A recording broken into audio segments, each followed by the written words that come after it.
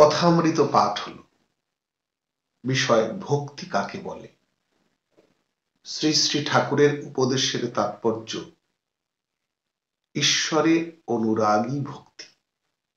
ঈশ্বরে অনুরাগই ভক্তি। জীবে অনুরাগ হলে তাকে আসক্তি বলে। ঈশ্বরে অনুরাগী ভক্তি। জীবে অনুরাগ হলে তাকে আসক্তি বলে।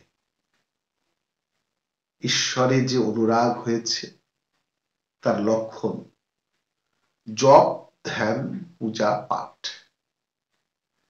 ঈশ্বর তাকে দিয়ে এই সব করিয়ে নেন।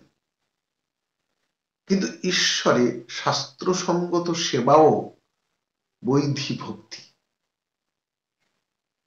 এই বৈধী ভক্তির দ্বারা চিত্ত নির্মল হয়। তখন জীবের ঈশ্বরের প্রতি রাগানুগা ভক্তি আসে। তখন ঈশ্বরের প্রতি স্বাভাবিক টান হয়।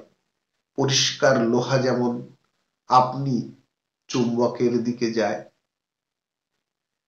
বৈধী ভক্তিতে জীব ঈশ্বরকে ধরবার চেষ্টা করে।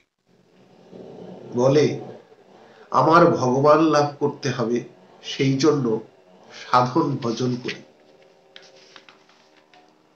আর রাগানুগা ভক্তিতে ঈশ্বর জীবকে টানেন। তখন জীব ঈশ্বরকে পাবার জন্য পাগল হয়ে ওঠে। দিব্য বাণীর প্রতিধ্বনি।